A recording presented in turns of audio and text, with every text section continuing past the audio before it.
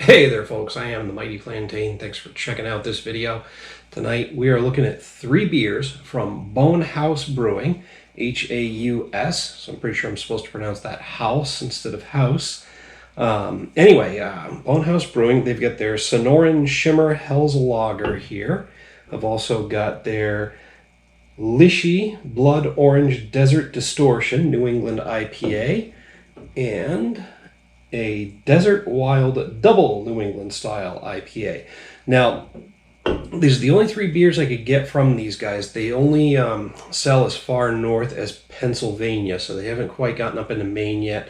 But I was able to get them. They partner with Taproom to ship you beers, and so I was able to order a 4-pack of each of these 3 varieties. They have others. They are out of... Find the Hidden 13 in all of our label art. Nice. Now, they do have some really nice label art, some really cool stuff. Now, where are they out of? Fountain Hills, Arizona. I knew they were out in the Midwest somewhere. The way they came to my attention was actually through StartEngine. StartEngine's a little bit of it's a website that lets you actually invest in startups and other companies that are looking to expand, but basically you can buy shares of stock in these companies. So I'm a partial owner of Bone Haus Brewing, and since I went and invested some money in shares of their stock, I figured, hell, I should at least find out what the beer tastes like and if it's any good. If you're down in that area, or if you've got Bone Haus Brewing in your area, buy it anyway, because again, I own shares of stock. So, you know, also as a full disclosure on this video, I'm going to review them, but I do have a vested interest in this company succeeding. So, you know, buy their stuff. Go visit them if you're near Arizona or in that area. Check them out. But we're going to start with the Sonoran Shimmer Hell's Lager. Again, really cool can art. I don't know if they contract with local artists in their area or not. I won't make you guys sit here and wait while I look for the 13. I'll find it afterwards. It wasn't quick and obvious, so, well, at least not to me. So, all right.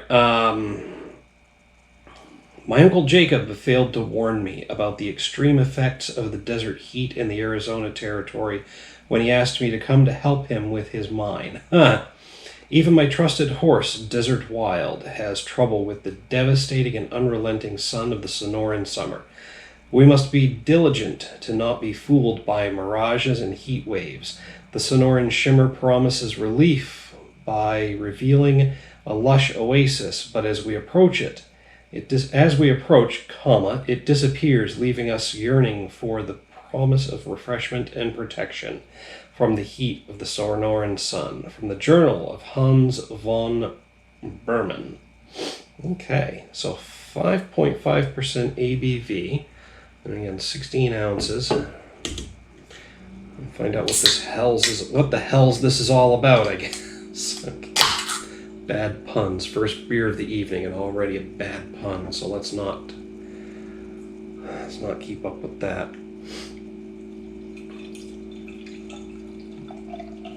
Now, actually, by the time I get down to the 3rd beer, there probably will be more bad puns coming. So, all right. And anyway, I was a little disappointed that I was only able to get 3 varieties through Taproom, because I think it's Taproom.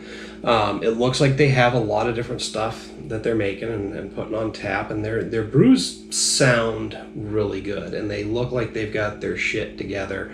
So I think it was a solid investment, but only time will tell.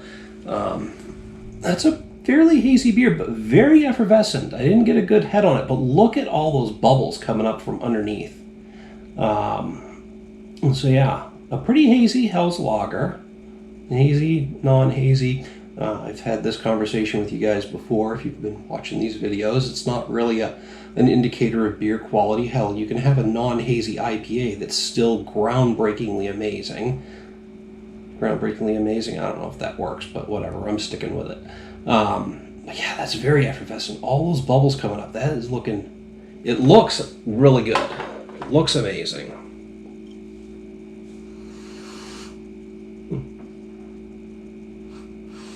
Interesting aroma.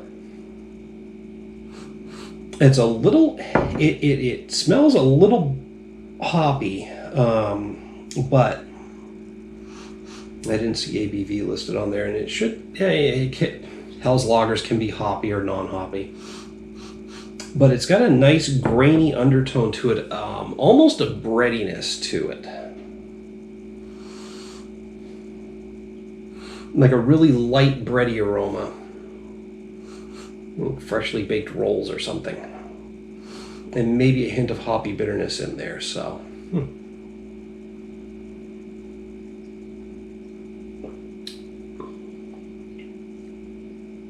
Medium light mouthfeel. It's got some decent body to it.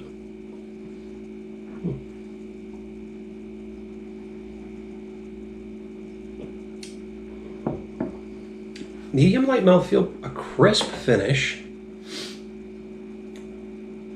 It's very clean. Maybe it's just the imagery painted by the story on the label, but it's almost like desert oasis water. Not that it's watery, but just, you know, that crisp and refreshing quality to it. That breadiness continues into the flavor. I'm getting some decent graininess. Again, slightly bready. Maybe a hint of yeastiness. Not unpleasantly so, though. And a bit of overall bitterness. Nothing I can particularly put a finger on, like no pine, citrus, or anything like that. Just a hint of bitterness in the beer itself.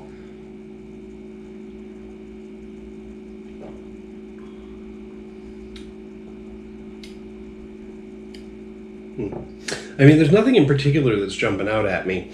It's good. It's good. I've got nothing bad to say about this. I'm not finding anything unpleasant in this entire experience. It is, again, crisp and refreshing. I keep coming back to that. With a hint of graininess and some hoppy bitterness, although I could be picking up on something in the graininess that's giving me a little bit of bitterness that I'm associating with hops. Could be. But overall, just a really good experience from this beer.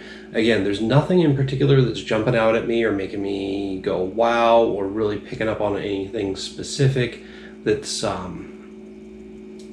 distinguishing it. But again, nothing bad that I can say about it either, and there's no part of this entire thing that I'm not enjoying.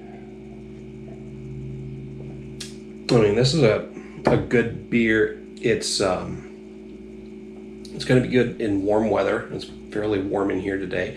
It's like the beginning of September, first week of September, but it's still getting into the 80s during the day here, even here in Maine.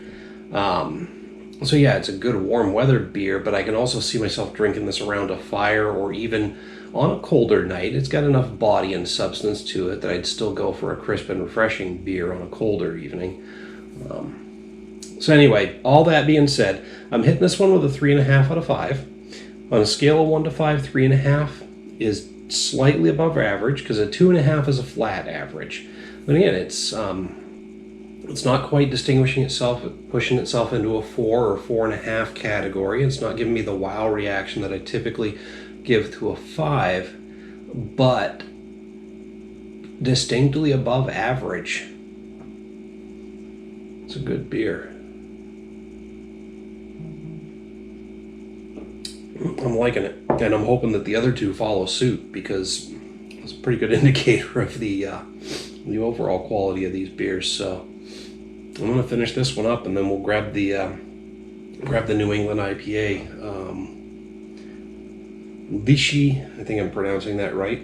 Blood Orange Desert Distortion. I'm starting to see a theme here: Desert Distortion and Desert Wilde. I think that was the horse's name from the first one, wasn't it?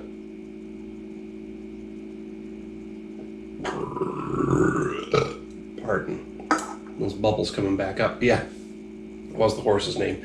Okay, so maybe there's a reason these particular three might have been their first 3 beers, or maybe there's a continuation of this narrative into their other beers.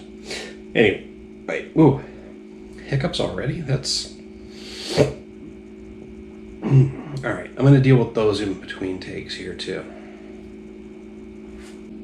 All right, so next up from Bone Haus is Lichii. Again, I hope I'm pronouncing that right. Blood Orange Desert Distortion New England IPA. Let's see. This one, 6% ABV. Memento Mori.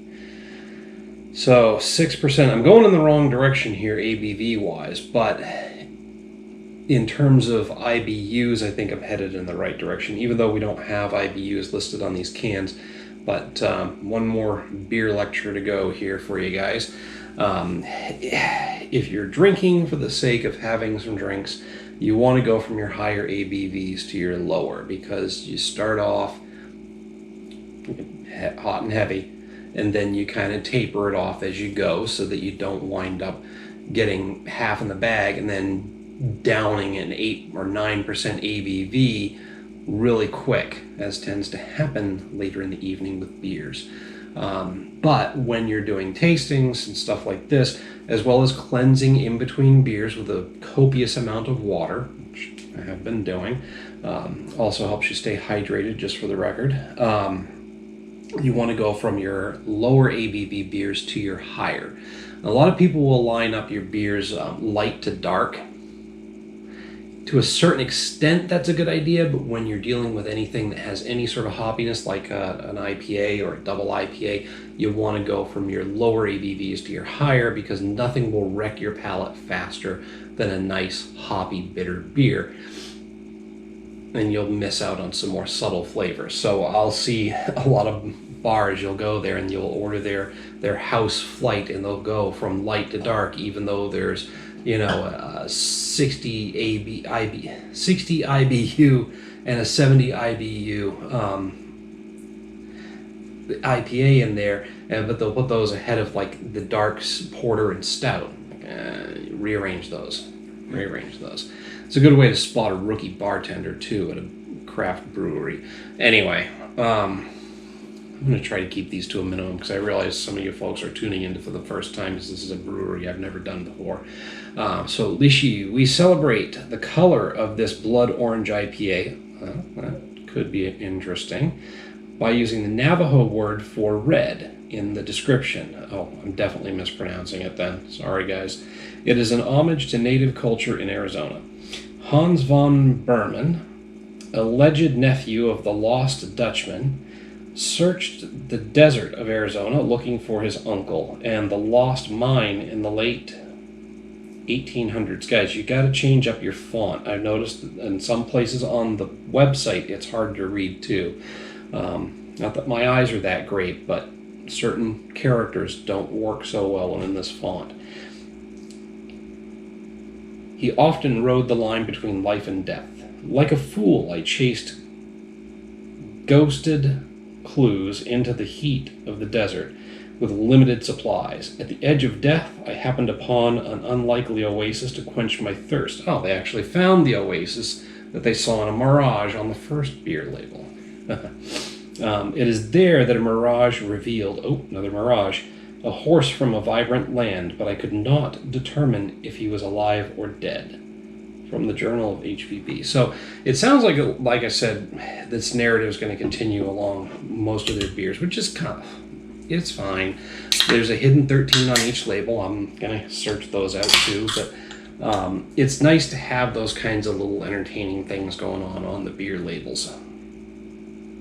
I mean, first and foremost, make sure you're making a good beer, which, based on the first one, we're in pretty good shape there. So, like I said, hopefully that trend continues here. And the can art is really awesome. All right, so I see what they're saying about the color. I'm getting a nice coppery color back here. Not as effervescent as the last one, but still quite hazy and quite bubbly. And darker. More of an orangish, but with a reddish tinge, maybe a reddish copper color to it. Just a slightly reddish tinge. It is a good looking beer, so they're right about the color. I'm definitely getting some citrusy notes in that aroma. Hint of just plain old hoppy bitterness, but definitely some citrus undertones. well, almost a sweet citrus like blood orange, which is probably not 100% hop. There's probably some actual blood orange in there. But yeah, just a slight sweet citrusiness. Maybe a hint of bitterness on the tail end there.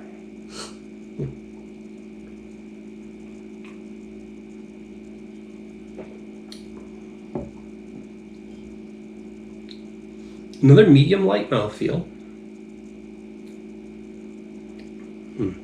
There's almost a grittiness to the finish, which is odd. Maybe some of the haziness in here is from particulates, because I'm definitely getting blood orange flavor. It's I'm going to walk you through it here, or at least I'm going to try to.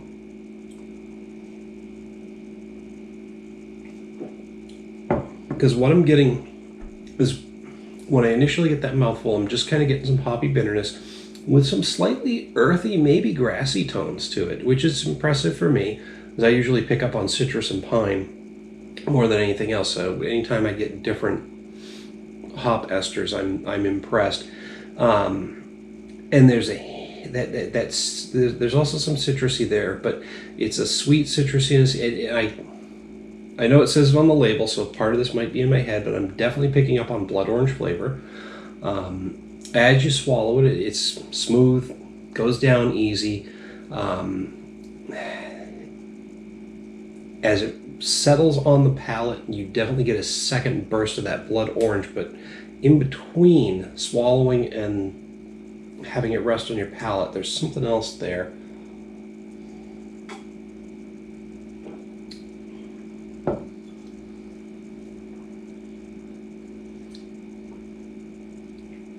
Overall hoppy bitterness, some of that earthiness does kind of give me a hint of desert dryness. Again, could be mental imagery. But yeah, just another burst of overall hoppy bitterness with earthy and citrusy tones, but then it definitely settles into a distinct blood orange flavor on your palate afterwards. It's good. It's good. Overall, really, really good. I'm a little on the fence on this one. I'm at least putting it at a 3.5 out of 5. I'm tempted to bump it up to the 4 just because the blood orange flavor is very distinct, and it, based on the color, you wouldn't expect it to be as strong as it is.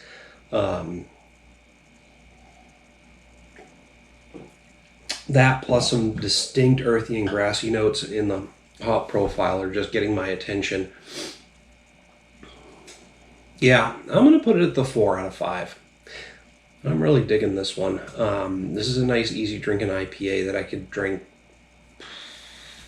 all day long. Well, I mean, maybe not all day, but at least until my liver tells me to quit. All right, so I'm going to finish this one up. Again, cleanse with water in between takes here, and then I'm going to grab that last double New England IPA. All right, so we're up to the last of the 3 that I have from Bone Haus. And this is Desert Wilde, if you'll remember. That's the name of the horse from the first label we read. So I guess we're not in the desert on a horse with no name. All right, I promised no more puns. I didn't promise no more bad references, okay? So this is at 8.5% ABV. So once again, we're going in the wrong direction for alcohol content. I did find the hidden 13 on each of the labels. Not going to show you where it is. Buy the beer and find out for yourself. I also found some other hidden details, like there's a couple of black cats lurking on the periphery here, and like I said, the whole thing tells a nice little story. It's kind of neat. So let's get to reading it and move forward here. I've always had a good relationship with the natural world, but when this wild horse arrived through an unnatural portal, I had no idea what to expect. The presence and extreme confidence from this beast was something to behold. To harness this power was impossible. The beast had to offer his trust, and as it is now, I call this power horse, Desert Wilde, with an E. on the end. Behold what power and might the beast has, from the journal of Hans von Berman. Okay. This is also the first one with a gold lid on the can. Now, that could just be based on the availability of the cans. Pardon. One of the reasons they actually offered the purchase of their stock to investors is so that they could raise money for a new canning line. So that's a good thing for the success of the business.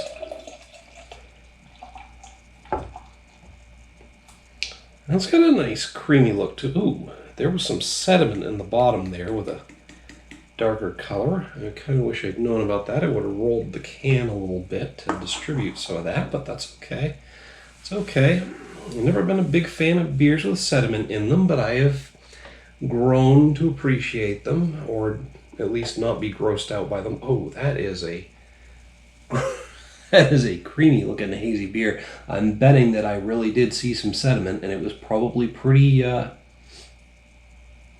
pretty hefty. Wow, that it's murky. It almost looks muddy because this part here where all the sediment is and the beer is thicker, it's blocking enough light that it's taking on a brownish color. So it definitely looks murky and muddy. Can't even tell if there's very many bubbles coming up from that nucleation point at the bottom of the glass because it's so murky, cloudy, hazy, murky. I'm sticking with murky. Bit of a hoppy bitterness coming off of the top there.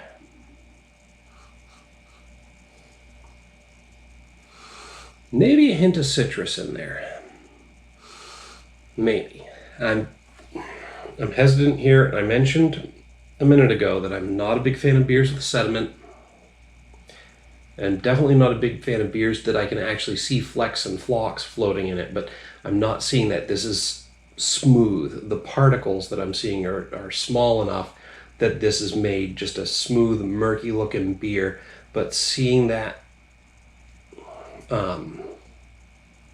clot, for lack of a better way of describing it, and it's a universally used term, of sediment coming out of the bottom of the can just has me a little nervous. And like I said, over time I've gotten over this. I know that I'm not going to get it in the texture of the beer. I'm not going to be like swallowing this big clump of sediment, but at the same time, in the back of my mind, the worry that that's going to happen is still there. So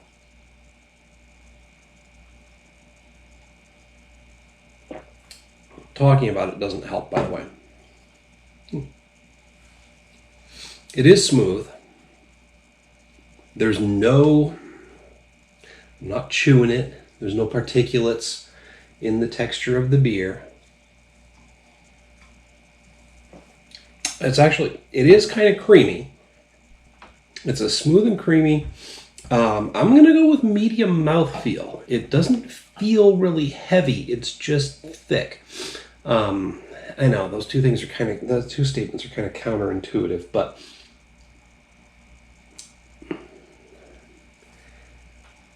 it's oddly crisp and refreshing when you first put it in your mouth.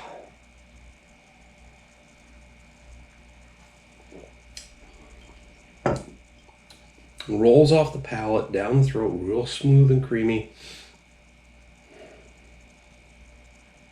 Yeah, I know.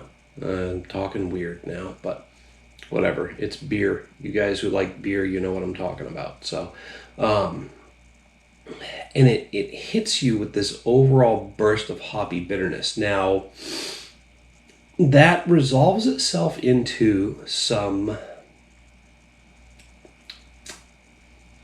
slightly dank, yet earthy and grassy notes. It seems like earthy and grassy are the forward notes for at least these two IPAs from Bone Haus. I wonder if the rest of them follow suit. The dankness makes a return as it settles on your palate. Maybe some hints, some very faint hints of pine. which again, given my natural inclination to be keyed towards citrus and pine, it's got my attention.